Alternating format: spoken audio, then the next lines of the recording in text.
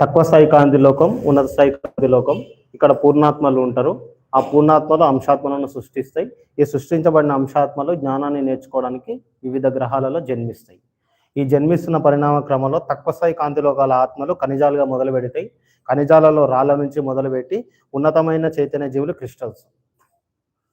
ఈ రాళ్ళుగా క్రిస్టల్స్గా జన్మిస్తున్నప్పుడు కోట్ల శరీరాలు, లక్షల శరీరాలుగా ఒకటే ఆత్మ జన్మ తీసుకుంటాయి.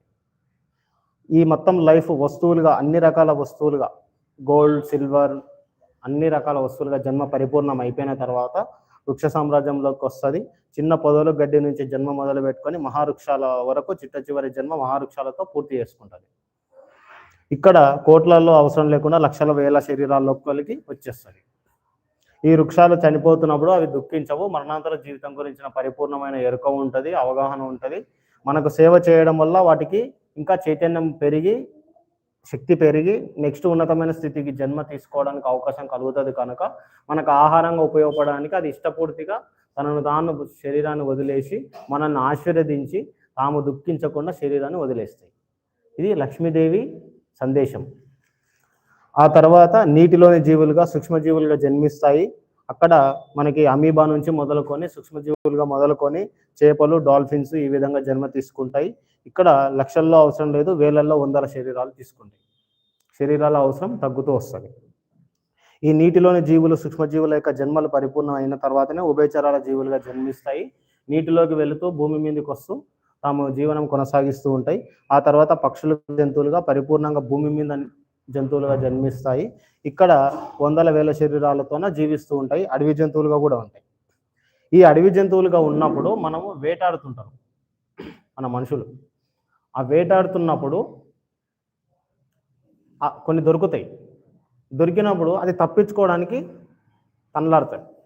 ఎందుకు తప్పించుకోవడానికి తనలాడుతుంది అంటే దాని యొక్క ఆత్మశక్తిని తనకి ఇష్టం లేకుండా మనిషి ఉపయోగించుకోవాలని అనుకుంటున్నాడు కాబట్టి ఆ మనిషికి ఉపయోగపడడానికి తను ఇష్టపడదు.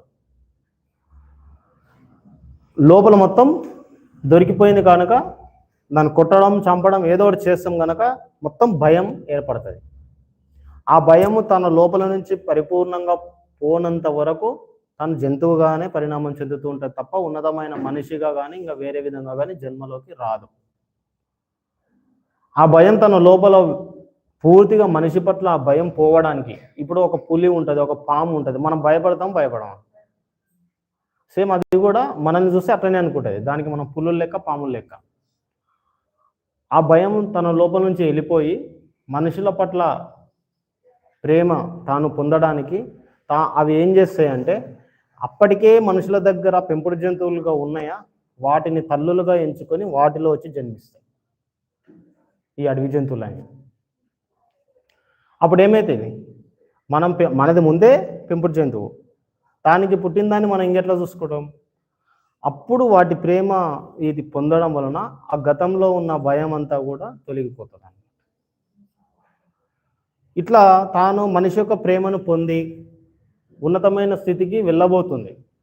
ఆ వెళ్తున్న క్రమంలో ఈ పెంపుడు జంతువు అనేది ఏమైందంటే ఏదో ఒక కారణం వల్ల వీనికే తికలేసి ఇంకొకరికి అమ్మేస్తాడు, లేదంటే దాన్ని వదిలేస్తాడు, ఏదో ఒకటి జరుగుతుంది. అప్పుడు దీని దురదృష్టం ఏంటంటే ఇది ఒక ఊక కొట్టి తిట్టేటువంటి ఒక యజమాని చేతిలో పడ్డది. వాడు తీసుకున్నాడు, ఒక ఆవునో ఎద్దునో తీసుకున్నాడు, వాడు ఊకే కొడుతుంటాడు దాన్ని, వాని సైకోతనం. యాక్చువల్గా అంతకంటే గతంలో ఏం జరిగింది, ఆ మనిషి ప్రేమను పొంది మనుషుల పట్ల భయాన్ని పోగొట్టుకొని మంచిగా ఉన్నతమైన స్థితిలోకి వెళ్ళింది. తను గనక శరీరం వదిలేసి ఉంటే నెక్స్ట్ మనిషిగానైనా జన్మించేది, ప్రకృతాత్మగానైనా జన్మించేది, లేదంటే తన కాంతిలోకానికైనా తిరిగి వెళ్ళేది. అది కొన్ని అనివార్య కారణాల వల్ల ఏమైంది, అదే ఆత్మ పోయి ఒక చెడు వ్యక్తి యజమాని చేతిలో పడింది. ఇప్పుడు వాడు కొడుతుంటాడు, తిడుతుంటాడు. అప్పుడు మళ్ళీ లేని భయం మళ్ళీ మొదలవుతుంది. మళ్ళీ ఆ భయం మొదలైనప్పుడు తాను మళ్ళీ సమూహపాత్మగానే ఉంటుంది తప్ప మళ్ళా వ్యక్తిగత ఆత్మగా మారదు, మనిషిగా జన్మించదు. ఆ భయం మళ్ళీ పరిపూర్ణంగా అదే జన్మలోనన్నా పోవాలి, లేదా తాను మరణించి మళ్ళీ జన్మించిన తర్వాతనైనా పోవాలి. ఆ డిఫరెన్స్ ఉంటుంది. అందుకనే మనం జంతువులని చంపకూడదు, మాంసాహారం తీసుకోకూడదు. వాటికి మనం ప్రేమను పంచాలి. మనం ఒకప్పుడు అటు నుంచి వచ్చిన వాళ్ళమే, మనకు ఇంకొక ఎవరో ఉన్నతమైన మనిషి మనకు ఆ ప్రేమను పంచితేనే మనం ఈరోజు ఈ స్థితిలో ఉన్నాము. ఇది స్పిరిచువల్ కాన్సెప్ట్. అట్లాగే ఈ మనిషి, చనిపోయిన మనిషి యొక్క భావోద్వేగాలు, నెగిటివ్ భావోద్వేగాలు జంతువులుగా జన్మిస్తాయి. ఆ తమోగుణం, రజోగుణం అంతా ఆ మనుషుల శక్తితో తయారైన ఆహారం అది. మళ్ళీ అలాంటి ఆహారం తీసుకుంటే మన శరీరం ఎట్లా అవుతుంది, మన మనసు ఎట్లా అవుతుంది, మన ఆత్మ ఎట్లా అవుతుంది? కాబట్టి తీసుకోకూడదు. ఆ ఆత్మ యొక్క జన్మ పరిణామ క్రమాన్ని పూర్తిగా మనం ఆపేసిన వాళ్ళం అవుతాం. ఇక్కడ తీసుకురా దోమలది పెట్టు. సార్ది ఇంగ్లీష్లో ఉన్నా సరే వినండి, ఎందుకంటే ఉన్నది 30 సెకండ్లే. దాని గురించి నేను వివరిస్తాను. ఏంటంటే మనము ఒక దోమలు మనల్ని కడుస్తుంటాయి, మనమేమో అహింస అని మాట్లాడుతున్నాము. జంతువులను మనమేమో దగ్గర చూపిస్తాం, అహింస, జంతువులను చంపకూడదు అంట. మళ్ళీ అది దోమలు కరుస్తున్నాయి. చంపాలన్నా చంపకూడదా? చంపినా కూడా కర్మ ఉండదు. అర్థమైందా? ఎందుకంటే దానిని చంపాలనే ఉద్దేశం నీకు లేదు. ఆట ఆట ఆట కొరకో, ఎంజాయ్మెంట్ కొరకో నువ్వేం చంపడం లేదు. నీ యొక్క స్థితి కొరకు నువ్వు దానిని దూరం చేయడం కొరకు చేయాల్సి వస్తుంది. మామూలు ఒక చీమ పోతుంటుంది, ఇట్లా వేసి తొక్కుతుంటాడు, అక్కడ కర్మ ఉంటుంది. నీకు తెలియకుండా చీమ నీ కాళ్ళ కింద పడింది, ఆ కర్మ ఉండదు. అందుకే కర్మ సిద్ధాంతం అదే. సార్ ఒకసారి చెప్పింది, ఇంగ్లీష్లో ఉంది, విన్నాం. చూపి, ఇట్లా చూపి వెనక్కికోండి.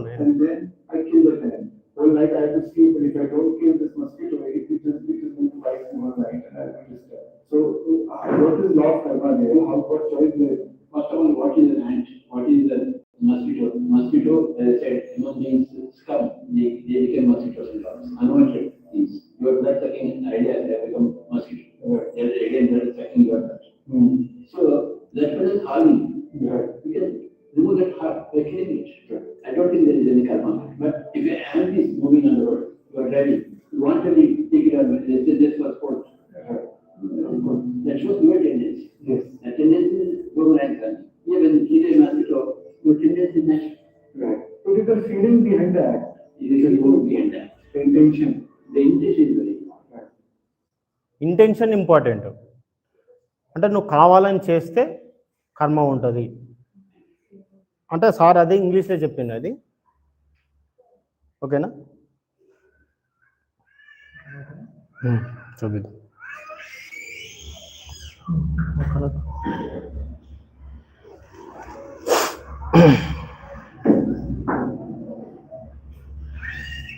సరే పట్టుకో. ఉన్నాయి ఇంకా, అంటే ఇంగ్లీష్లో ఉన్నాయి అవి, తెలుగులో ఉన్న మనం చూద్దాం. అంటే సార్ చెప్పినట్టుగా మనకు కనిపిస్తే మనకు బాగుంటుంది. అంటే ఇది నేను తుడిపేస్తున్నాను.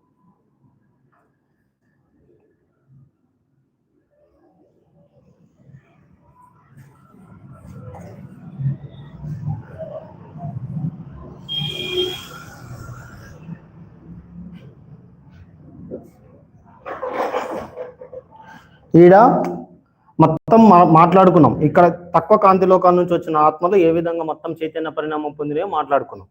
ఒక ఆప్షను తిరిగి ఆ కాంతి లోకాల్లోకి వెళ్ళిపోతాయి జంతువుల తర్వాత.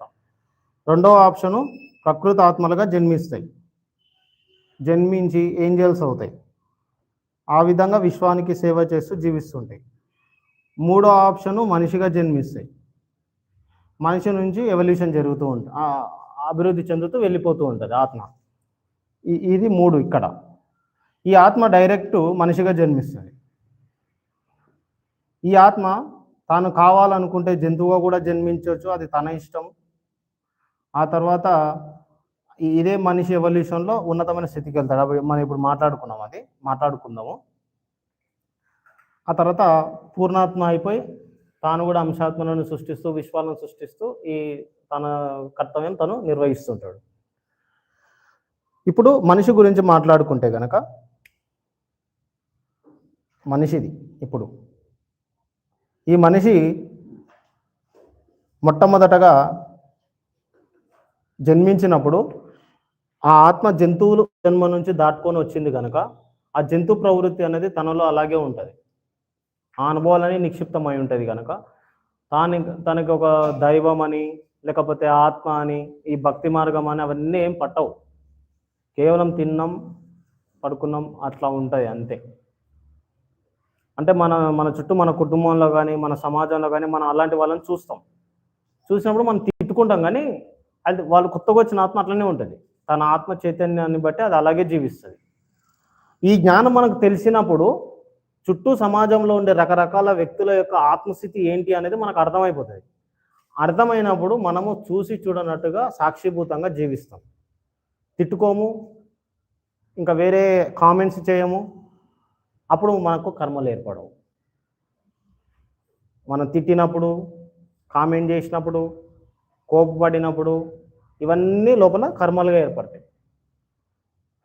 ఏ వ్యక్తి ఎలా ఉన్నా కూడా తన ఆత్మ చైతన్య పరిణామానికి తగ్గట్టుగా ఉంటాడు. ఈ జ్ఞానం మనకు అది తెలిస్తే అది మనకు అర్థమవుతుంది. అర్థమైనప్పుడు ఆ వ్యక్తి గురించి నువ్వు ఆలోచించవు, నీ గురించి మాత్రమే నువ్వు ఆలోచిస్తావు. అప్పుడు కర్మ ఉండదు. అంటే కొత్త కర్మలు ఏర్పడతాయి. అట్లా మనం మాటలు కానీ, ఆలోచనలు కానీ, ప్రవర్తన కానీ అవన్నీ రకరకాల చేసినప్పుడు ఈ మనిషిగా జన్మించిన తర్వాత మనసు, విచక్షణ, జ్ఞానం అనేవి మొదలవుతాయి. ఉన్నతమైన జన్మ అన్నమాట మనిషిది. అక్కడ ఒక్కొక్క అనుభవాన్ని నేర్చుకుంటూ, జ్ఞానాన్ని నేర్చుకుంటూ ఎదుగుతున్న క్రమంలో ఈ భూమి మీద ఉన్న మాయ అంటే సామాజిక వ్యవస్థ, నమ్మక వ్యవస్థ, కష్టాలు వీటన్నిటిని దాటుకొని ఆ ఎరుకను పొంది తాను ఈ లోకం నుంచి వచ్చినప్పుడు తాను ఏ స్థితిలో ఉన్నదో అలాంటి స్థితిని మళ్ళీ పరిపూర్ణంగా ఎరుకలోకి పొంది అక్కడికి ఎదగడానికి ఒక 500 నుంచి 600 జన్మల సమయం పడుతుంది. అయితే నేను మీకు ఈరోజు పత్రిసారి ఒకటి చెప్తా. ఇది ఇక్కడ నుంచి ఇది ఈ 2 ఈ 3 ఈ 2 ఇది ఇంకా ఈ సార్ ఫోటోస్ వాటికి ట్యాబ్లెట్ ఎక్కి వస్తుందా కిక్షర్ 500 నుంచి 600 జన్మల దాకా దగ్గరగా పడుతుంది అనమాట మనకు. ఓన్లీ మనిషి జన్మలు అంతా కొన్ని 400లోనే పూర్ణాత్మలుగా అవుతారు. అదేం ఫిక్స్డ్ కాదు, యావరేజ్గా అందాదా. ఒక జన్మలో జన్మించి జన్మకు ఈ జన్మలో మరణించి మళ్ళీ జన్మ తీసుకోవడానికి ఈ మధ్యలో 40 సంవత్సరాల కాలం తీసుకుంటుంది యావరేజ్గా. అక్కడ 40 సంవత్సరాలు అక్కడనే ఉంటుంది. అక్కడ కాలం ఉండదు. ఇక్కడ మనకు 40 సంవత్సరాలు, అక్కడ తనకు 40 సంవత్సరాలు అనిపించదు. జస్ట్ 4 నెలలో లేకపోతే 4 సంవత్సరాలు అనిపిస్తుంది అంతే. 40 సంవత్సరాలు అక్కడ ఉండి మళ్ళీ నెక్స్ట్ జన్మకు ఆత్మ ప్రణాళిక రచించుకొని తను ఏ అనుభవాలు పొందాలనుకుంటుందో ఆ విధంగా నిర్ణయించుకుంటుంది. 40 సంవత్సరాలు ఎప్పుడు? గతంలో 40 సంవత్సరాలు సహజంగా తీసుకుంటున్నాయి. కానీ 2012 డిసెంబర్ 21 తర్వాత ఈ భూమి మీద సత్యయుగం అనేది మొదలవుతుంది అని ఆత్మలకు తెలుసు. ఆత్మలోకంలో ఉన్న ఆత్మలకు తెలుసు, కాంతి మాస్టర్లకి తెలుసు, అందరికీ తెలుసు, మనకు తెలియదు. అయితే ఈ సత్యయుగంలో ఆత్మ చైతన్య పరిణామం పొంది మనము ఇట్లా దైవత్వ స్థితికి ఎన్లైటెన్ మాస్టర్లుగా, అంటే నిర్వాణం, మోక్షం, ముక్తి అని పిలుస్తాం, ఎన్లైటన్మెంట్ పిలుస్తాం. దానిని సాధించే యుగాలు ఉంటాయి కదా, ఈ యుగాలలో సత్యయుగంలో ఎన్లైటన్మెంట్ని సాధించాలని ఆత్మలు ఎక్కువ కోరుకుంటాయి అన్నమాట. ఇప్పుడు సత్యయుగం మొదలవబోతుందని తెలుసు కనుక కుప్పలుగా ఆత్మలు ఈ 40 సంవత్సరాలతో సంబంధమే లేదు అసలు. 1, 2, 3, 4 సంవత్సరాల గ్యాప్తోనే జన్మిస్తుంది. అంటే ఇప్పుడు నేను చనిపోయినా 1 సంవత్సరం గ్యాప్తోనే మళ్ళీ వచ్చేస్తున్నా ఇంకో జన్మ. సంవత్సరం గ్యాప్. నేను 40 సంవత్సరాలు ఉంటుందన్న కదా, 40 సంవత్సరాలు కాకుండా అతి తక్కువ సమయంలోనే ఇమీడియట్గా జన్మలు తీసేసుకుంటున్నాం. ఎందుకంటే ఇప్పుడు సత్యయుగం నడుస్తుంది కనుక. అయితే చూడండి, మనము అంటే లంచ్ తర్వాత నేను ఇప్పుడు ఆత్మ జన్మ పరిణామ క్రమం, కర్మ సిద్ధాంతం గురించి మాట్లాడుకుంటున్నాం. ఈ జన్మ తర్వాత మనము ఆత్మ కుటుంబము, ఆత్మజాతి రహస్యాలను మాట్లాడుకుందాం. ఎందుకు అంటే ఈ వ్యక్తిని నాకు చూసినట్టు అనిపిస్తుంది, ఈ వ్యక్తి అంటే నాకు బాగా ఇష్టము, లేకపోతే ఈ గత జన్మలో ఏదో సంబంధం ఉన్నట్టు అనిపిస్తుంది, ఇలాంటివి అనిపిస్తాయి. దానికి కారణం ఏంటి అంటే ఆత్మ కుటుంబాలన్నీ ఉంటాయి. ఈ కుటుంబాలు కాదు, ఆత్మ కుటుంబాలు, ఆత్మ జాతి అని ఉంటాయి. ఆ ఆత్మ జాతి ఏంది, ఆత్మ కుటుంబం ఏంది, ఆ ఆత్మ కుటుంబంలో ఎంతమంది ఉంటారు, ఆత్మజాతిలో ఎంతమంది ఉంటారు, మళ్ళీ వాళ్ళతోనే మనం జన్మ తీసుకోవడం వలన అట్లా అనిపిస్తుందా అనేది మనం లంచ్ తర్వాత తెలుసుకుందాం. ఎక్కించినా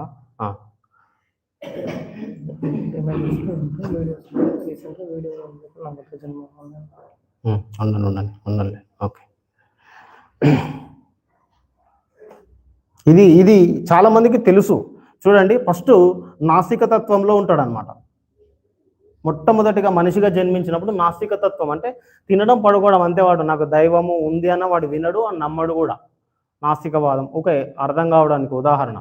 ఈ నాస్తికవాదంలో మొదటిగా వచ్చినప్పుడు ఎక్కువ కర్మలు చేస్తుంటాడు. సుమారుగా 100 జన్మల సమయం మన ఆత్మ ఎరుకను పొందడానికి ఏదైనా ఒక మంచి అంటే సమాజంలో ఒక ఉద్యోగం చేస్తూ, ఒక కర్తవ్యం నిర్వహిస్తూ, ఒక సేవ చేస్తూ కుటుంబంతో జీవించాలన్న అది ఏర్పడికనే మనకు 100 జన్మల సమయం పడుతుంది. అంతవరకు ఇష్టారాజ్యంగా బతుకుతుంటాడు. ఇది నాస్తికతత్వం. ఆ 100 జన్మలు అట్లా గడిచిన తర్వాత ఆత్మకి ఎరుక పెరుగుతూ ఉంటుంది కదా. ఆ తర్వాత తను కొంత ఆస్తికతత్వంలోకి వస్తాడు. ఆస్తికతత్వం అంటే కొంత దైవం ఏదో మనకు తెలియని శక్తి ఏదో ఉంది, అది దైవము, ఆ దైవాన్ని మనం పూజించాలి లేకపోతే ఆరాధించాలి అని అనుకుంటుంది. అనుకొని ఆ విధంగా చేస్తూ తను ఒక ఉద్యోగం చేసుకోవడం, ఓ డబ్బు సంపాదించుకోవడం, రాజకీయం ఇవన్నీ ఇంకా భౌతికమైన మొత్తం ఇక్కడ ఉంటాయి. అక్కడ ఒక 100 జన్మలు పడతాయి. మొత్తం చెడు కర్మ ఎక్కువ చేస్తాం. ఎందుకు అంటే సరికొత్తగా మనిషిగా జన్మించినాం. ఆ సరికొత్తగా మనిషిగా జన్మించినప్పుడు నిజం చెప్పాలంటే చెడు చేయడం అనేది కూడా ఆత్మ ప్రణాళికలో ఒక భాగమే. అనుభవం కోసం, జ్ఞానం కోసం నిర్ణయించుకొనే వస్తాము. దాంతోపాటుగా ఇక్కడికి వచ్చి జన్మించిన తర్వాత ఈ మాయా ప్రపంచానికి, భౌతికవాదానికి, ఆటోమేటిక్గా మనసు ప్రభావానికి కూడా అలా చేస్తూ ఉంటాం. ఆ తర్వాత ఇక్కడ మూడో స్థితి పండితుడు అంటే ఇవి అర్థం కావడానికి మాత్రమే. ఈ పదాలతో చెప్పుకుంటే మనకు మనిషి తన జ్ఞానం ఎలా పెరుగుతూ వస్తుంది అనేది అర్థమవుతుంది అంతే. అదే ఫిక్స్డ్ అని అనుకోవద్దు. ఇక్కడ కూడా ఒక 100 జన్మలు యావరేజ్గా అడ్డాదా అటు ఇటు. మన టిబెట్ యోగి మిలారేప ఒక మాస్టర్ ఉన్నాడు. ఆయన మిలారేపగా జన్మించిన ఆ జన్మలో 100 జన్మల కర్మ ఫలితాన్ని ఒకటే జన్మల తీసుకొచ్చుకున్నాడు. ఆయన 100 జన్మల కర్మ ఫలితాన్ని ఒకే జన్మలో నిర్మూలించుకోవడానికి తన గురువు మార్పా మాస్టర్ ఉంటాడు.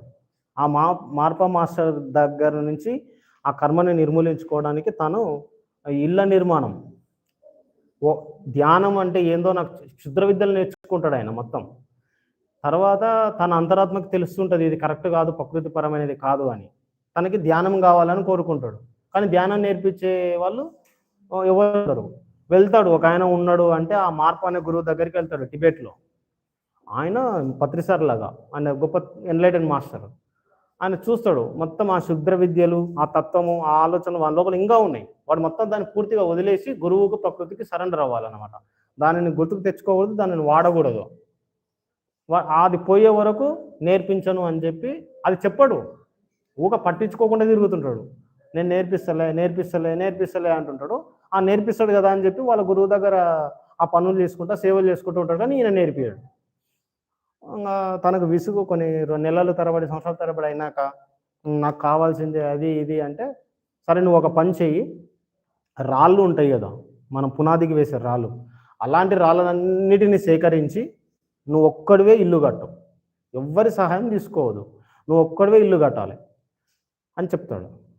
ఇతనికి నేర్చుకోవాలన్న తపన నిజంగా ఉన్నది కాబట్టి తానే మొత్తం అన్ని రాళ్ళు సేకరించి ఆ పురాతన కాలంలో ఒక ఇల్లు కడతాడు. ఇంటి నిర్మాణం కడతాడు. కట్టిన తర్వాత మాస్టర్ అయిపోయింది, నేను కట్టిన నాకు ధ్యానం నేర్పి అంటే అది కూలగొట్టేసి అని చెప్తాడు. పడగొడతాడు. నాకు ఇది నచ్చలే, ఇట్లా కట్టినవు, నాకు ఇప్పుడు వృత్తాకారంగా కట్టను కానీ మళ్ళీ కడతాడు అంటే ఊకనేనా ఒక్కడు ఎన్ని రోజులు కడతాడు, ఎన్ని రాళ్ళు సేకరిస్తాడు. అది నిజ జీవిత సంఘటన జరిగింది. అది 100 జన్మల కర్మను తొలగించుకునే ప్రయత్నంలో భాగంగా తానే ఆత్మ ప్రణాళిక వేసుకున్నది. అది ఎరుకలో ఉండదు కదా. మళ్ళీ రెండో ఇల్లు కడతాడు, వస్తాడు, అయిపోయింది మళ్ళీ కట్టిన నేను కులగొట్టే, నాకు ఇది నచ్చలే, చతురస్రాకారంగా కట్టంటాడు. అది గురువు పెట్టే పరీక్ష. ఎందుకు పరీక్షనే కాదు, తన కర్మ నిర్మూలనకి తాతనే ఎంచుకున్నదని ఆ గురువుకి తెలుసు, ఈ మాస్టర్కి తెలుసు. మనతోన మాట్లాడే మాటలేందో, కొట్టేదేందో, తన్నేదేందో, తిట్టేదేందో ఆయనకు తెలుసు, మనకు తెలియదు. మన కర్మ నిర్మూలించడంలో భాగంగా మనం ఆధ్యాత్మిక సేవ చేయడం వెనకాల ఉన్న ఒక ఉద్దేశం ఏదైతే ఉందో అవన్నీ నాకు తెలుసు కాబట్టి ఆయన అట్లా చేస్తుంటాడు, అది మనకు తెలియదు. అట్లా 7 సార్లు కట్టి కులగొట్టిపిస్తాడు, 7 times. అంటే ఎన్ని సంవత్సరాలు పట్టిందో ఆయన ఒక్కడు, ఎంత మొత్తం శరీరం అంతా రక్తసిక్తమైపోతుంది, ఆ రాళ్ళు మోచి కాయలు కాసి మొత్తం ఒక్కడే కదా. 7 సార్లు ఆ ఇల్లు కట్టి కులగొట్టి, ఈయన చెప్పడు, ఆ కర్మ ఇంకా పోలేదు, ఆ క్షుద్రతత్వం ఇంకా పోలేదు, చిట్ట చివరికి ఇంకా లేదు, ఇంకా నువ్వు నేర్చుకునేది ఇంకా పొందలేదు అంటాడు. అప్పుడు ఒక కత్తి తీసుకొని నేను చచ్చిపోతానే వెళ్ళిపోతాడు అనమాట. వెళ్ళిపోయినప్పుడు ఆ గురువు వాళ్ళ భార్య వచ్చేసి, ఎందుకు ఇతనికి నేర్పియట్లేదు, అతను చనిపోతున్నాడు, ఆత్మహత్య చేసుకుంటాడంటే, ఓకే దా అని చెప్పి అప్పుడు కూర్చోబెట్టి ధ్యానం నేర్పిస్తున్నాడు. ధ్యానం నేర్పిస్తే అప్పుడు ఆ ధ్యానం నేర్చుకునేది అది నేర్చుకొని తాను అక్కడ దగ్గరలో ఉన్న ఒక కొండ గుహలోకి వెళ్ళి ధ్యానంలోకి వెళ్ళిపోతాడు. ధ్యానంలోకి వెళ్ళిపోయి ఆకలి వేసినప్పుడు ఆ చిన్న గడ్డి ఉందా, ఆ గడ్డిని విక్కొని తింటాడు. ఆ గడ్డిని తిని తపస్సు చేస్తూ ఉంటాడు. శరీరం అంతా కుషించుకుపోయి ఆకులు అది గడ్డి తిని తిని శరీరమే ఆకు రూపంలో పచ్చగా మారిపోతుంది అనమాట.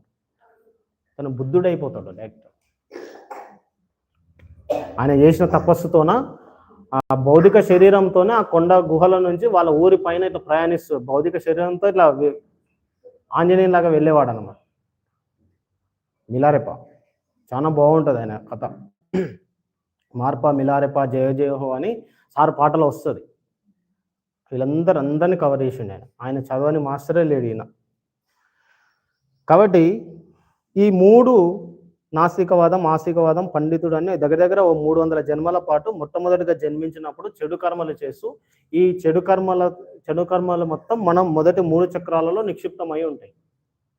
ఉన్నత చక్రాలు ఎప్పుడూ ఉత్తేజితంగానే ఉంటాయి, కానీ మొదటి 3 చక్రాలలోనే మనం బ్లాక్ అయిపోతాం కాబట్టి ఉన్నత చక్రాల అనుభవాన్ని మనము ఎరుకతోన పొందలేము. ఆ తర్వాత ఇక్కడేమో ఉంది, ఇక్కడనేమో తిని పడుకుంటాడు, పెద్దగా పట్టించుకోడు. ఈ స్థితికి వచ్చేసరికి కొంత ఉద్యోగం చేసుకుంటాడు, కుటుంబ ధర్మాన్ని నిర్వర్తించుకుంటాడు, కానీ భౌతికమైన వ్యామోహాలు ఎక్కువ ఉంటాయి. డబ్బు, కారు, ఇల్లు, హోదా, పేరు, ప్రతిష్టలు కావాలి, రాజకీయంగా తిరుగుతుంటాడు, ఆ విధంగా ఎవల్యూషన్ చెందుతుంటాడు. ఆ తర్వాత కొద్ది ఉన్నత స్థితికి వెళ్ళిన తర్వాత అంటే దేవుని నమ్ముతా అంటాడు, గుడికి వెళ్తాడు, చేస్తాడు, కానీ మళ్ళీ పోయి మాంసం తింటాడు, జంతు హింస చేస్తాడు, పక్కన చంపుతాడు, అన్నీ చేస్తాడు. వానికి పరిపూర్ణమైన విశ్వాసం ఉండదు, ఏదో చేయాలి కాబట్టి చేస్తాడు. వాటి నుంచి కొంత పండిత స్థితికి ఒక 200 జన్మలు దాటి 300 జన్మల వరకు దగ్గరకు వస్తున్నప్పుడు కొంత నిజమైన భక్తి కొంత స్టార్ట్ అవుతుంది. ఆ కష్టం వచ్చినప్పుడే, అది కూడా కష్టం వచ్చినప్పుడు, కన్నీళ్ళు వచ్చినప్పుడు కొద్దిగా ప్రార్థన చేయడము, పూజ చేయడం అవి చేస్తుంటాడు. కొన్ని చిన్నవి చదువుతాడు, శ్లోకాలు, పండిత స్థితి కాబట్టి. ఈ 300 జన్మలు పడుతుంది ఆ ఎరుక పెంచుకుంటూ ఆ స్థితికి రావడానికే. ఆ 4వ స్థితికి వచ్చేసరికి వేదాంత స్థితి. ఈ వేదాంత స్థితిలో ఏమవుతుందంటే, ఇన్ని జన్మలు దాటుకుంటూ అనుభవాలు పొందుతూ జ్ఞానం పెంచుకుంటూ వచ్చాడు కదా, ఇప్పుడు తనకే అనిపిస్తుంది ఇంకా ఈ తెలియని శక్తి ఏదో ఉంది, దానిని నేను తెలుసుకోవాలి అని చెప్పి భజనలు, కీర్తనలు, యజ్ఞాలు, హోమాలలోకి వచ్చేస్తాడు. అవి చేస్తాడు ఆటోమేటిక్గా. దానిలో కూడా శక్తి నిక్షిప్తమై ఉంది, లేదని కాదు, కానీ అక్కడనే మనం బ్లాక్ అయిపోతాం అనమాట. ఇది చేస్తున్నాం కాబట్టి నాకు అంతా వచ్చేసింది అనుకుంటాము, మన కర్మలన్నీ పోయినాయి అనుకుంటాము, అక్కడే ఆగిపోతాం. ఇప్పుడు పూజ చేయకూడదని, పూజలు కాదు చేయాల్సింది తపస్సు అని సార్ చెప్తూ ఉంటే కొందరికి నచ్చదు అనమాట. ఆ పూజలు చేయొద్దు అంటున్నాడు అని. పూజలు చేయొద్దని, పూజ మంచిదే, కానీ పూజ చేయడం వల్ల ఏమవుతుందంటే, ఆత్మ నేను పూజ చేసేసిన, ఆ దైవం అంతా నన్ను చూసుకుంటుంది, నా కర్మ మొత్తం పోయింది అని తన తపస్సు ఎప్పుడు చేయడు. తన చక్రాలు, తన కుండలిని శక్తి, తన ఆత్మశక్తి అంతా బ్లాక్ అయ్యే ఉంటుంది. ఆ జ్ఞానం ఎరుకలోకి రాదు. కాబట్టి ఆ పూజనే అవసరం లేదు, ఆ దైవమే నువ్వు అటు నుంచే వచ్చావు కదా, అందుకే పూజ అనేది అవసరం లేదు. అది యాక్చువల్గా చీకటి శక్తులు ఉన్నాయి, ఆ చీకటి శక్తులు చేసిన కార్యక్రమాలు ఇవన్నీ. అది ఆ మొదటి క్లాస్లో చెప్పిన, ఇప్పుడు మనం కొత్త కాన్సెప్ట్ తెలుసుకుంటే బాగుంటుంది కాబట్టి ఇట్లా.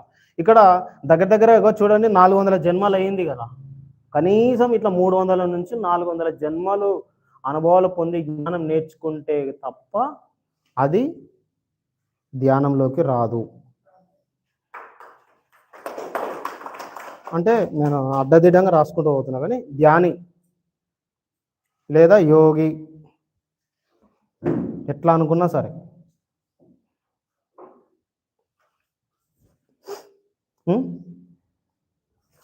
ఏమవుతుందంటే ఈ 400 జన్మలలో ఉన్న ఎన్నో ఆత్మలు మన చుట్టూ ఉన్నాయి.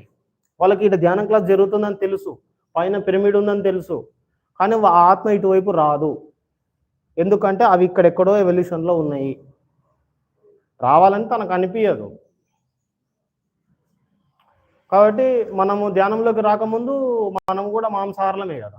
మరి ఇప్పుడు మేము శాకాహారులు, నువ్వు మాంసం తినొద్దని వాళ్ళని ఎందుకు తిట్టడము లేకపోతే అసహించుకోవడం చేస్తున్నాను? చేయొద్దు, చెప్పాలి, వదిలేయాలి. ధ్యానంలోకి రారు వాళ్ళు, నా భర్త వస్తలేడు, నా కూతురు వస్తలేదు, వాళ్ళు ఏడున్నారో అట్లనే జరుగుతుంది. ఈ శక్తికి ఆ ఎరుక అనమాట, ఆ ఆత్మ కనుక ఎరుక షిఫ్ట్ అయ్యి నేను చెయ్యాలి అని తానే ఎరుక తెచ్చుకుంటే ఆ ఆత్మ యొక్క అదృష్టం. జరగకపోతే వదిలేయాలి. ఇక్కడ ధ్యానం మొదలు పెడతాం అన్నమాట, అహింస కూడా మొదలు పెడతాం. ఇక్కడ వరకు హింసనే ఉంటుంది. ఈ పండితులు వేదాంతులకు కూడా ఆ శ్లోకాలు వదిలివేస్తారు తప్ప ఆత్మజ్ఞానం ఉండదు, ధ్యానం చేయరు, అనుభవ జ్ఞానం ఉండదు. కానీ ఎవల్యూషన్లో అదొక భాగం అంతే. ఈ ధ్యానం చేసిన తర్వాత మనము ఆ ధ్యాన జన్మలు జీవిస్తూ మనం ఆ తర్వాత రాజర్షిగా ఇంకా ఉన్నతమైన స్థితికి వెళ్తాము. ఈ చక్రాసను కూడా నేను వేస్తా తర్వాత. మొత్తము ఇట్లా బోర్డు అడ్డం పెట్టి 7 చక్రాలు, 7 స్థితులు, 7 అనుభవాలు, ఇట్లా 7 మీరు అది టేబుల్ రాసుకుంటే బాగా గుర్తుంటుంది. మీరు కూడా వేరే వాళ్ళకి వెళ్ళి చెప్పినప్పుడు అసలు ఎందుకు తెలుసుకోవాలి ఇవన్నీ అంటే, ఏ వ్యక్తి ఎలా ఉన్నారు అనే దానికి వాళ్ళ ఆత్మ చైతన్య పరిణామము కారణము అని తెలియడం కొరకు. అప్పుడు మనం కామెంట్స్ చేయము, తిట్టుకోము, నెగిటివ్ మాట్లాడము. నో జడ్జిమెంట్స్ నో కామెంట్స్ అంటాడు కదా. ఎందుకు నో జడ్జిమెంట్ నో కామెంట్ అంటే, సృష్టిలో ఆత్మ పరిణామ క్రమమే అలా ఉంటుంది. తను స్కూల్ స్థితిలోనే ఉన్నప్పుడు నువ్వు పిహెచ్డి సబ్జెక్ట్ తీసుకొని చెప్తే మనకి ఏం అర్థం అవుతుంది? ఈ ధ్యానం కూడా అంతే. తను కొత్తగా వచ్చిన ఆత్మ, తనకి ధ్యానం అవన్నీ పడవు, అలాగే ఉంటుంది. కాబట్టి ఇది బ్రహ్మర్షి.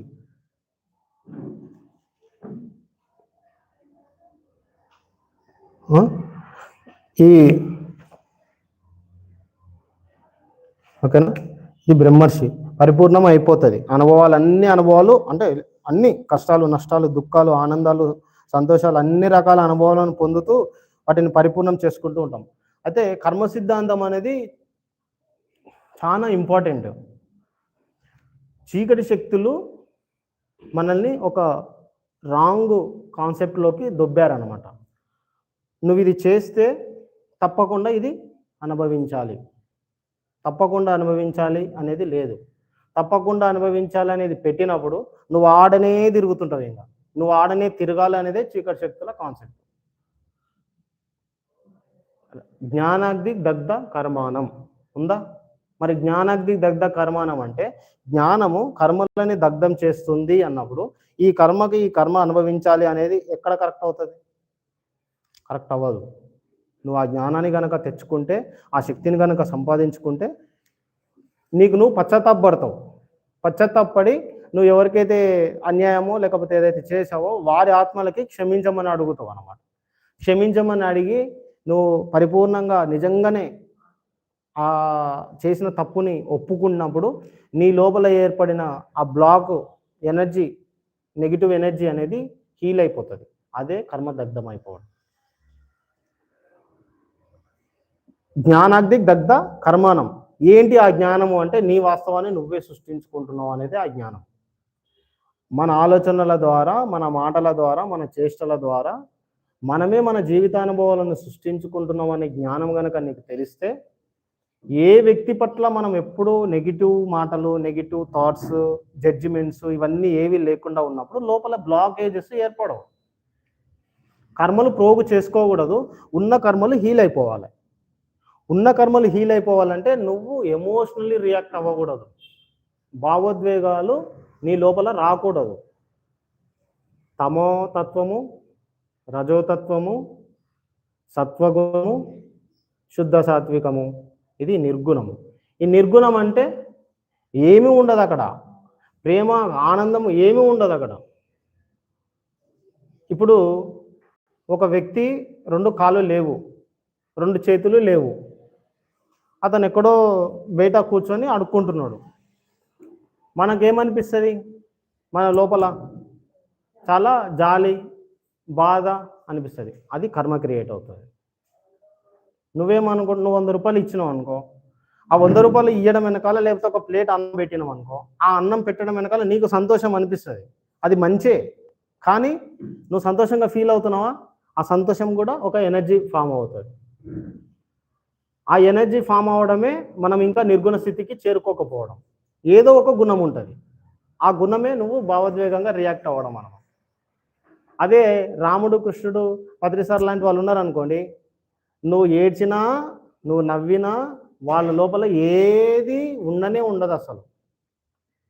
నేను మీకు ఉదాహరణ కూడా ఒకటి చెప్తాను. నేను మీ పత్రిసారు కర్తాల్లో ఎన్నోసార్లు చెప్పిండు ఏమని, ఈ కర్తాల్ పిరమిడ్ గనక ఇప్పటికిప్పుడు నా కళ్ళ ముందు గనక కుప్పగూలిపోయినా నేనేం పట్టించుకోను అన్నాడు. విన్నారు ఎవరన్నా అది చెప్పినప్పుడు? కర్తాల్ పిరమిడ్ స్టేజ్ మీద ధ్యాన మహాచక్రాల్లోనే ఆయన ఎందుకు చెప్పిండు చెప్పండి?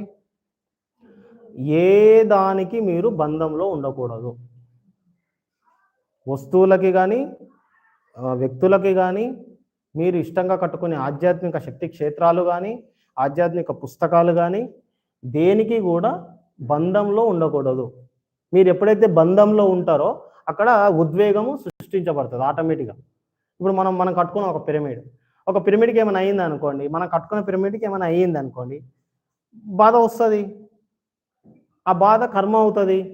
ఆ కర్మను మళ్ళీ నువ్వు హీల్ చేసుకోవడానికి మళ్ళీ జన్మించాలి. ఇది నిర్గుణ స్థితి. ఆ స్థితికి మనం తర్వాత వెళ్తాం, కానీ ముందు తెలుసుకుంటే కదా వెళ్ళేది. జ్ఞానం అనేది తెలుసుకోవాలి కదా, నిర్గుణ స్థితికి వెళ్ళాలి. మనం ఇప్పుడు ఆల్మోస్ట్ సత్వగుణంలో ఉన్నాం, తమోరజో గుణాలను మనం వదిలేసినాము, హింసను వదిలేసినాము, జంతు హింసను వదిలేసినాము, మాటలు కూడా, చూపులు, మాటలు అన్ని కూడా నెగిటివ్ తగ్గించుకుంటే తమోరజో గుణాన్ని వదిలేసి సత్వగుణానికి వచ్చినాము. ఈ సత్వగుణంలో కూడా శుద్ధ సాత్వికంలోకి వెళ్ళిన వాళ్ళు కూడా ఉన్నారు. కేవలం పండ్లు, ఆకుకూరలు, కూరగాయలు. ఈ సత్వము శుద్ధ సాత్వికం నుంచి మనము ఒకానొక స్థితిలో ఈ నిర్గుణ స్థితికి వెళ్తాం. ఆ 7 గుణాలు కూడా నేను తర్వాత రాస్తాను, మనం భోజనం తర్వాత రాస్తాను, అప్పుడు రాసుకుందాం. రాసుకుంటే మీరు క్లాసుకు వెళ్ళినప్పుడు కూడా మీరు ఆ విషయాలు అందరికీ చెప్పితే వాళ్ళ లోపల ఆ చైతన్యం వస్తుంది. అంటే ఈ సమాచారం మనం ఒకరికొకరం పంచుకోవడం కొరకే వచ్చింది. మనం తెలుసుకొని మన లోపలనే దాపెట్టుకుంటే అక్కడికి వెళ్ళిన తర్వాత ఏం చేసినావు బాబు అని అడుగుతాను మన పూర్ణాత్మను. నేను ఇట్లా ధ్యానం చేశానండి, ఇన్ని గంటలు ధ్యానం చేశాను. చేసావు, ఇంకా చెప్పు అంటే ఇంకేముండదు అక్కడ చెప్పనీకి. నువ్వు ఎవరికైనా ధ్యానం చెప్పావా? ఎవరికైనా శాకాహార ప్రాముఖ్యత చెప్పినావా? ఒక పిరమిడ్ కట్టు, పిరమిడ్లో శక్తి ఉంటుందని చెప్పావా? చెప్పలేదు. మరి ఎందుకు వెళ్ళినావు? ఆడ ఎవరు నిలదీసేటోళ్ళు ఉండరు, కానీ వాళ్ళు ప్రశ్న వేసినప్పుడు నీకే అనిపిస్తుంది, నిజమే కదా, నేను జన్మ మొత్తం వృధా చేసుకున్నా కదా అనిపిస్తుంది. కాబట్టి ఇక్కడ చూడండి, ఆల్మోస్ట్ ఒక 400-500 అయింది. 400 నుంచి 400 కావచ్చు, 500 కావచ్చు, 600 కావచ్చు. అంటే సార్ చెప్పిండు యాక్చువల్గా 500 నుంచి 600 జన్మలని. అలాగే ఆ మాస్టర్లో కూడా ఆత్మయానం బుక్లో కూడా ఉంది 250 నుంచి 350 జన్మలు అవసరం అవుతుంది అని. మా నాన్న అనుభవమే ఉంది, 526వ జన్మ ఆయనకి ఇది. ఓకేనా? అయితే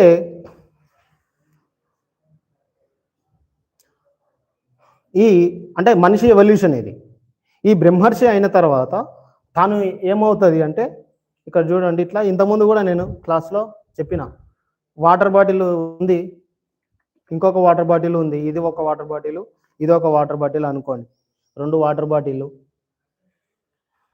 ఈ వాటర్ బాటిల్లో నేను లోపలికి వెళ్ళి రెండిట్లో వాటర్ పోసుకొని వచ్చిన. అయితే ఒకదాని దేనిలో పోసానో తెలియదు. ఎప్పుడు తెలుస్తుంది అంటే ఆ అనుభవాన్ని మీరు పొందినప్పుడు తెలుస్తుంది. తాగినప్పుడన్నా తెలుస్తుంది, టచ్ చేసినప్పుడన్నా తెలుస్తుంది. ఇప్పుడు ఈ అనుభవము తద్వారా జ్ఞానము మీకు కావాలా, చల్లదనం కావాలి, వేడి కావాలి, అనుభవం కావాలా. వచ్చినప్పుడు ఇది వేడి, రెడ్ ఉంది, సరిపోయింది. ఇది తీసుకొని తాగారు, ఇది వేడి నీళ్ళు అని తెలిసింది.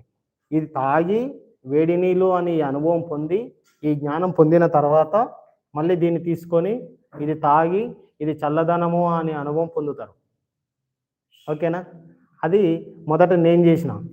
మా ఫ్రెండ్ని పిలిచిన, నువ్వు తెలుసుకో ఏది వేడి నీళ్ళు ఏది నేను. వాడు తాగల, డైరెక్ట్ 2200 పెట్టేసిండు ఒకటేసారి. పెట్టినప్పుడు అరే ఇది వేడి ఇది చల్లదనం అని చెప్పేసాను. నేనేమో ఆ అనుభవం పొందడానికి నాకు 5 నిమిషాల సమయం పట్టింది. ఒకటి తాగి అంటే ఉదాహరణ 5 నిమిషాల సమయం పట్టింది విడివిడిగా. అతను ఏం చేశాడు, ఒకటే క్షణంలో ఎట్ ఏ టైము 2 అనుభవాలని 2 జ్ఞానాలని తెలుసుకున్నాడు.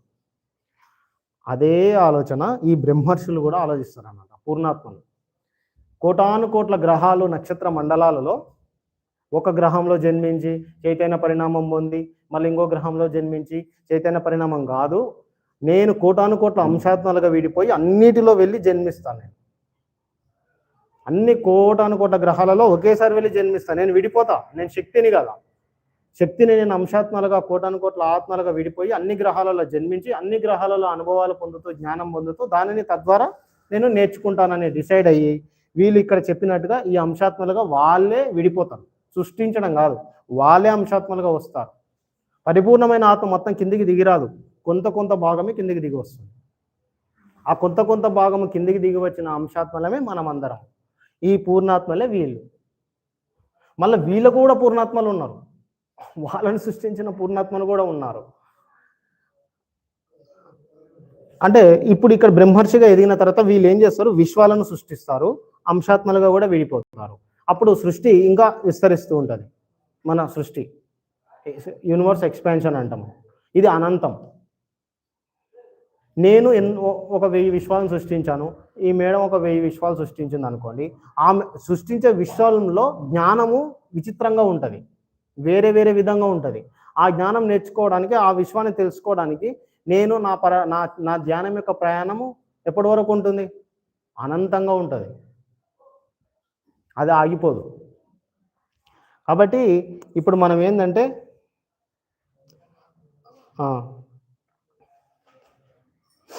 మీరు ఏదైనా అడిగితే అడగండి. ఇప్పటివరకు మనం ఇంతకుముందు మాట్లాడిన దానిలో కానీ ఇప్పుడు నేను చెప్పుకుంటూ పోయేది కాకుండా మీరు ఈ ఆత్మ చైతన్య పరిణామంలో కానీ మనిషి యొక్క చైతన్య పరిణామంలో కానీ మీ కర్మ సిద్ధాంతం గురించి కానీ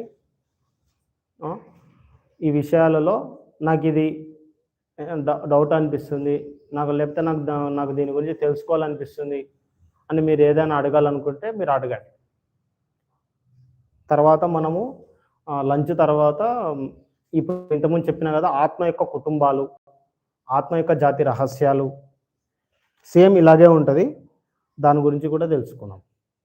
ఇంకా కొన్నిసార్లు తీసుకురా చూపిస్తా, ఒక 15 నిమిషాలు ఉంది. ఇది ఆల్రెడీ మీరు అందరు చూసి ఉంటారు. సార్ గత జన్మలు అది పెట్టి అక్కడ చూపించు, అది ఆన్లో ఉందా, ఆఫ్ చేయి, సౌండ్ పెట్టు.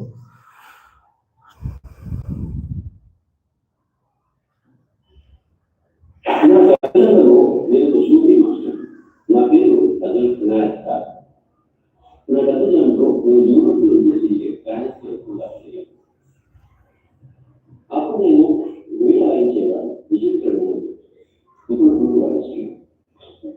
అంతకుముందు నేను అమెరికాలో పోస్టన్ యూనివర్సిటీలో పెట్టి అక్కడంతా పనిచేశాను. అప్పుడు నా పేరు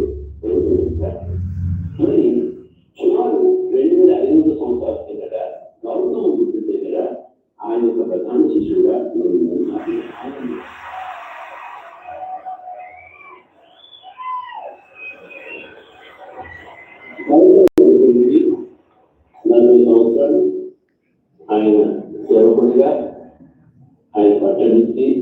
ఆయనకు సమీకరణ చేసి చివరికి ఈ నా ఒళ్ళులో ఆయన శరీరం వెళ్ళడు ఆగిపోయింది. అంటే ఈ దేవుడు సృష్టించిన కూడా అక్కడ ఉంటుంది గౌతమ ఉంటుంది. ఇప్పుడు ఉన్న వాళ్ళు చాలా మంది నాతో పాటు అంటున్నారు,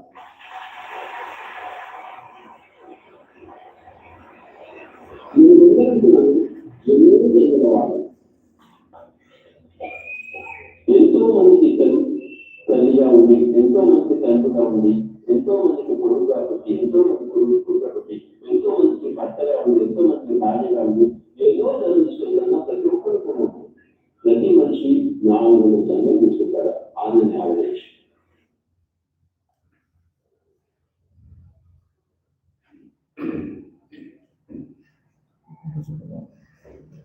ఒక్క నిమిషం చెప్తా. అయితే పత్రిజీ సారు గత జన్మల గురించి చెప్పినది. ఆ సార్ ఏమన్నాడంటే, ఇప్పుడు ఇంతకుముందు మనం బ్రహ్మర్షి స్థితి వరకు మాట్లాడుకున్నాం కదా, సారు బ్రహ్మర్షిగా 6 జన్మల క్రితమే అయ్యిండు, ఇప్పుడు అయ్యింది కాదు. 6 జన్మల క్రితమే అయ్యి బ్రహ్మర్షిగా ఎదిగిన తర్వాత మనం అందరికీ జ్ఞానాన్ని, ఆ శక్తిని పంచడానికి, సేవ చేయడానికి ఆత్మ ఇష్టపడుతుంది. ఇష్టపడడం కాదు, అట్లా చేస్తేనే నువ్వు బ్రహ్మర్షి అవుతావు.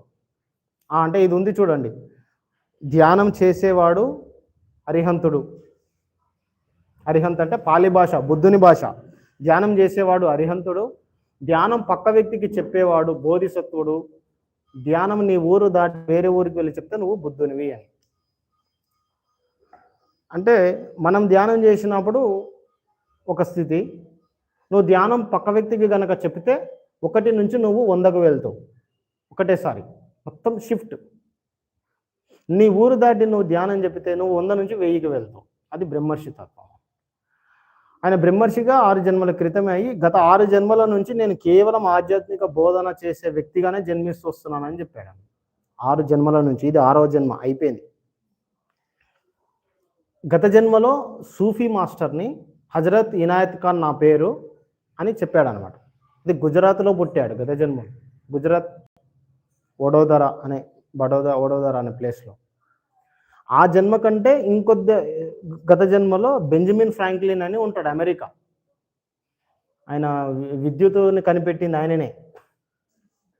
అమెరికాకి స్వతంత్ర ప్రకటన తీసుకొచ్చి ఫ్రెంచ్ వాళ్ళ నుంచి స్వతంత్రాన్ని, అమెరికాకు స్వతంత్రాన్ని తీసుకురావడానికి ముఖ్య పాత్ర పోషించింది బెంజమిన్ ఫ్రాంక్లినే. అంటే గత జన్మలో పత్రిజీ సారి.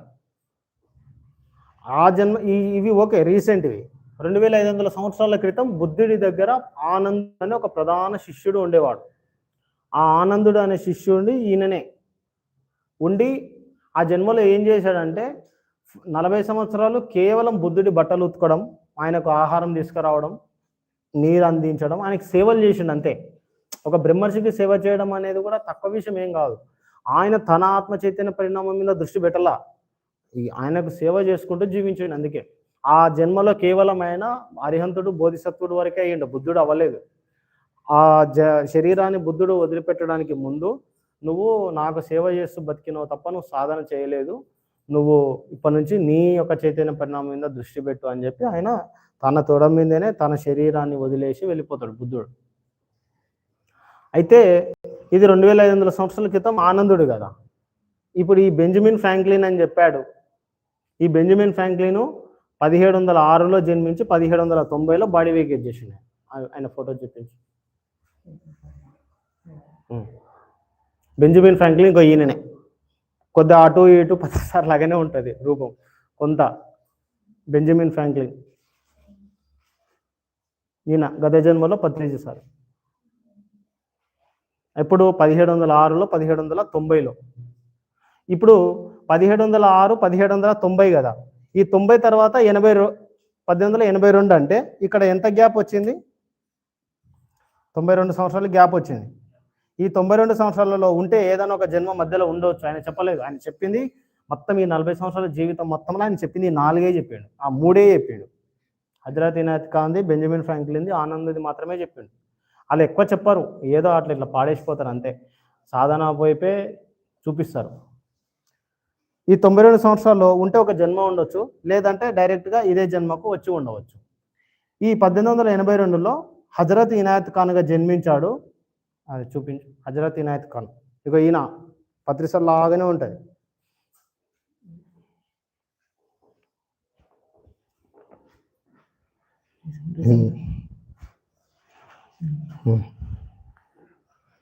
హజరత్ ఇనాయత్ ఖాన్ అంటే పత్రిసార్ ఓల్డ్ పిక్చర్స్ చూస్తే జిరాక్స్ కాపీ లాగా అనిపిస్తుంది. 1882లో జన్మించి 1927లో ఆయన బాడీ వేకేట్ చేసిండు. అప్పుడు ఇవి ఇంతకుముందు మనం వీడియో చూసాం కదా, విచిత్ర వీణ వాయిస్తున్నానని చెప్పి. సంగీతంలో అప్పుడు చాలా గొప్ప సూఫీ మాస్టర్ అనమాట. మనం గూగుల్లో కొడితే వస్తుంది. పెద్ద దేవాలయాలు, సమాధులు కూడా ఉన్నాయి. ఈయన పత్రిజీ.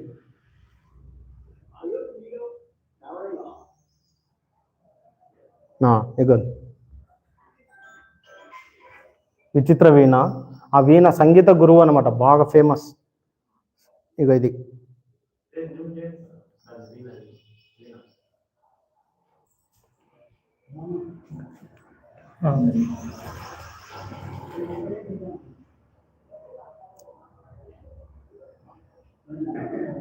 వినిపిస్తుందా?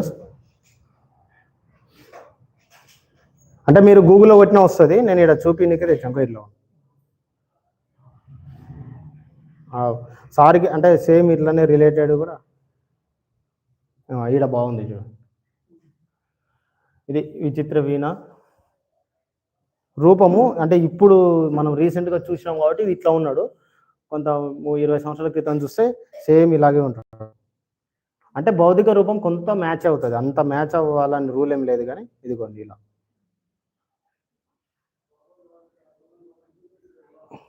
సేమ్ దీనికి రిలేటెడ్ సాగి కింద ఉన్నాయి, పైన ఉన్నాయి. ఇదిగోండి పత్రిసార్. ఇది ఓకే, కానీ ఇక్కడ ఉందా లేదు, ఇక్కడనే ఉంది. ఇప్పుడేమో ఫ్లూటు, అంటే అదే సంగీతం లోపలికి, అదే సంగీతం యొక్క శక్తితో వాయిస్ డిబేట్ ఉంది. గత జన్మలో హిజ్రాత్ ఖాన్గా ఉన్నప్పుడు ఆయన వీణ.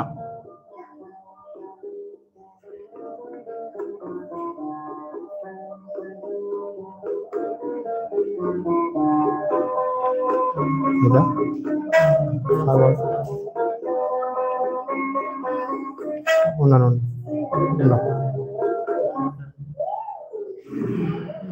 ఇది కాదు, 8 మినిట్స్. అది ఏడుంది ఆడియో, 8 నిమిషాలు. అది ఇది ఒకటి చూద్దాం. చూసి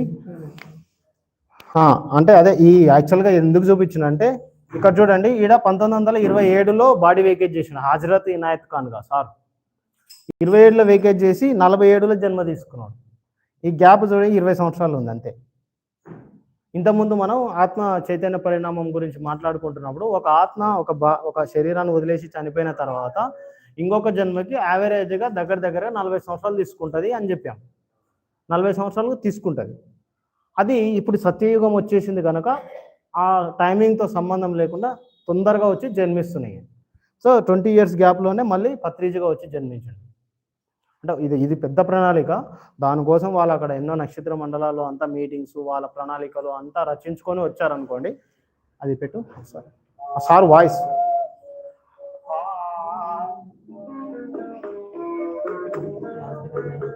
అది లేదా?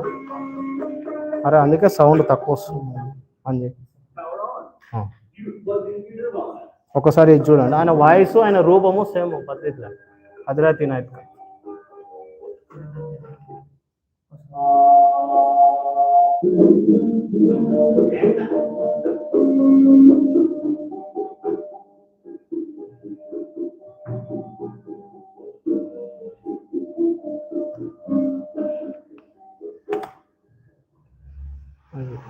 हजरत इनायत खान।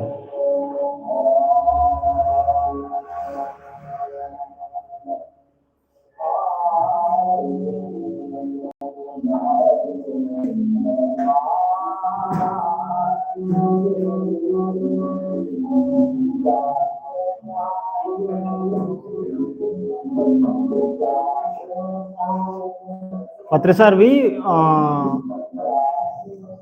2012 కంటే ముందు 2000 నుంచి 2010 ఆ సమయంలో సార్ స్పీచెస్ ఉన్నాయి. సంగీతము విని ఆ వాయిస్ మీరు వినండి. పత్రిసారు మాట్లాడుతున్నట్టు, కానీ అది హజరత్ ఇనాయత్ ఖాన్ అది.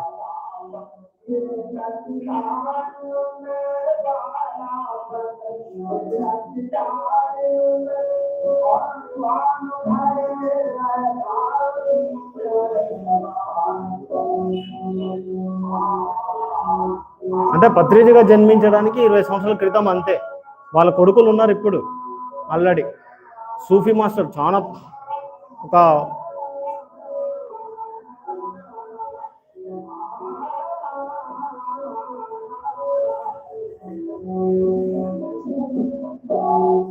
ఓకే అంటే ఆయన ఎంత గొప్ప ఎవల్యూషన్ చెందుతూ వచ్చాడో మనవి కూడా అలాగే ఉంటుంది. అందుకే ఒక ఆత్మని ప్రస్తుతం ఉన్న స్థితిని చూసి కనుక మన నిర్ణయం తీసుకుని ఒపీనియన్స్ ఏర్పరచుకుంటే అది తప్పు అవుతుంది.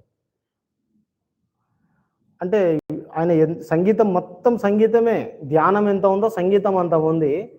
అది నాకు అంటే అనిపించింది, ఫ్లూట్ నేర్చుకున్నాడు కాబట్టి ధ్యానంలోకి రావడం కంటే ముందు ఫ్లూట్ నేర్చుకున్నాడు, సంగీతం నేర్చుకున్నాడు కాబట్టి సంగీతాన్ని కూడా తీసుకొచ్చింది అనుకున్నా. కానీ తన ఆత్మలోనే గత జీవితం మొత్తం సంగీతమే ఉంది హజరత్ ఇనాయత్ ఖాన్గా ఉన్నప్పుడు. ఇప్పుడు సంజయ్ కింగ్ మాస్టర్ వీణ పక్కలో కూర్చొని వాయిస్తున్నాడు. పక్కలో ఈ సారు కూర్చొని ఏమంటాడు, అబ్బో అది నా వల్ల కాదు, అది రావాలంటే చాలా ఉండాలి అంటాడు. ఊక అట్లా చెప్తారు, అంత డౌన్ టు ఎర్త్ నుంచి చెప్తాడు. ఆయన గతంలోనే దాని మాస్టరీ ఆల్రెడీ. ఇప్పుడు flute. So Hazrat Inayat Khan, Benjamin Franklin, ఆనందుడు, పత్రిజీ. ఈ పత్రిజీలో మీకు అంటే గతంలో రాని వాళ్ళకు నేను స్పీడ్గా చెప్తాను 2-3 విషయాలు. 1947లో జన్మించిండు కదా, 1979 వరకు పత్రిజీయే. ఈ 1979లో ఆయన పత్రిజీ బాడీ వెయికేజ్ చేసి బుద్ధుడు ఆయన లోపలికి వచ్చాడు. ఓకేనా, గౌతమ బుద్ధుడు ఈయన శరీరం వాకిన్ అంటారు, దీన్ని వాకిన్ అయిండు. ఇది ముందే వీళ్ళ ఆత్మ ప్రణాళిక అనమాట. గౌతమ బుద్ధుడు వచ్చి 2022 వరకు ఈ మొత్తం కార్యక్రమాన్ని పనిచేసి బాడీ వెయికేజ్ చేసి వెళ్ళిపోయాడు. ఇది చూసారా, ఇది విన్నారా? వింటే ఓకే, లేదంటే సార్ది ఉంది ఆ వీడియో కూడా, చెప్తున్న వీడియో. మనమందరం కూడా మన లోపల కూడా మనమందరం వాకిన్సే చాలామంది. అంటే మనము టెంపరీ వాకిన్లు కూడా ఉంటారు, కొన్ని సంవత్సరాలు పనిచేసిపోతారు. పిరమిడ్ కట్టే వరకు, ధ్యాన ప్రచారం చేసే వరకు, సాకార ర్యాలీలు చేసే వరకు చేసి మళ్ళీ మన శరీరాన్ని మనకు ఇచ్చేసి మళ్ళీ వాళ్ళు వెళ్ళిపోతారు. అట్లా అంటే వాకిన్లో రకాలు ఉంటాయి, చాలా రకాలు ఉంటాయి. ఇది శాశ్వత వాకిన్ పత్రిజీది. గౌతమ బుద్ధుడు వచ్చేసాడు అనమాట డైరెక్ట్. ఏంటండి పెట్టు, ఇంకా ఎలాగో చూద్దాం. తెలిసి చూడని వాళ్ళు ఎవరైనా ఉంటారు కదా, పెట్టు. మా వ్యాన్ కారణం ఇక్కడ ఏ కార్యం ఉండదు. సో నేను చేసిన కార్యక్రమాలకి కారణం ఆయన తర్వాత తెలిసింది, ఆయన కలిసిన తర్వాత. 1979లో మహబూబ్ నగర్కి మా వ్యాన్లో నేను ఒక 10 రోజుల ప్రోగ్రామ్ అయిపోయిన తర్వాత తిరిగి కర్నూలు వెళ్తున్నాను. ఫిబ్రవరి దాటిన తర్వాత ఆ వ్యాన్ పెద్ద యాక్సిడెంట్ అయింది. ఆ వ్యాన్లో అందరూ ఉన్నారు, మాస్టర్స్, మా కంపెనీ మాస్టర్స్. వాళ్ళందరికీ భగవతి చెప్తుంటే అందులో ఒక అతను ఆ డ్రైవర్ దగ్గరికి వెళ్ళి మీరు కూడా డ్రైవ్ చేస్తాను చెప్పేసి ఆ డ్రైవర్ సీట్లో కూర్చున్నాడు. నడుస్తున్నది వాళ్ళలోనే. అది బండి తప్పింది, మూడు సార్లు పట్టి కొట్టింది. ఆడియో విజువల్ వ్యాన్ లోపల అన్ని సామాన్లు ఉన్నాయి, ప్రొజెక్టర్లు, సామాన్లు అవన్నీ ఉన్నాయి. అంత గందరగోళం అయిపోయింది. ఆ పెద్ద హైవేలో పెద్ద నుంచి కర్నూలు మధ్యలో ఆ పెద్ద వ్యాన్ 3 సార్లు ఇలా పట్టి కొట్టి ఆ వీల్స్ పైకి ఉన్నాయి, మిగతా కిందకు ఉంది. అంత పెద్ద గొడవ, అందరూ చచ్చిపోయి ఉండేవారు, కానీ ఎవరికి ఏది కాదు. ఎలా అవుతుంది? ఎందుకంటే అదంతా ఇంజనీరింగ్ ప్రాసెస్. అప్పుడు నాకు అర్థమైంది, ఆ రోజు నేను శరీరం వదిలిపెట్టేశాను, కానీ ఇంకొక ఆత్మ వచ్చి ఈ శరీరం చేరి అలా జరగడం కోసం అలా జరిగిందని చెప్పి నేను తర్వాత నాకు తెలిసింది. ఉదాహరణకి గౌతమ్ గణపాల్ కూడాను, ఆయన ఒక డాక్టర్ చూసుకున్నాడు. ఆయన ఇంగ్లాండ్లో ఇన్ని చికిత్సలో వెళ్ళినప్పుడు ఆ ఆకాశ శరీరం ఎత్తుకొని ఆకాశ శరీరాన్ని ఎటువంటి కింద దూరమని చెప్పారు. అందుకు తర్వాత ఆ శరీరంలోకి ఈయన దూరాడు. నమస్కారం. ఆయన ఇప్పుడు మొంగ్యా చూడడం దానికి సహాయం చేసి మనము భోజనం చేసుకున్న తర్వాత మళ్ళీ ఆత్మ కుటుంబాల గురించి తెలుసుకున్నాము. మీరు ఏదైనా అడగాలనుకుంటే అడగండి. అడిగిన తర్వాత మనం ఒక 5 నిమిషాలు ధ్యానం చేసుకున్నాం. ఏమైనా అడుగుతారా? ఏం లేదా?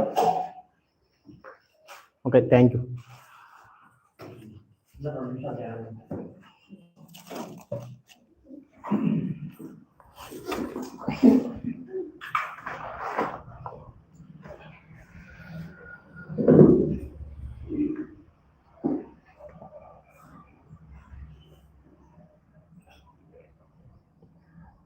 నిమిషాలు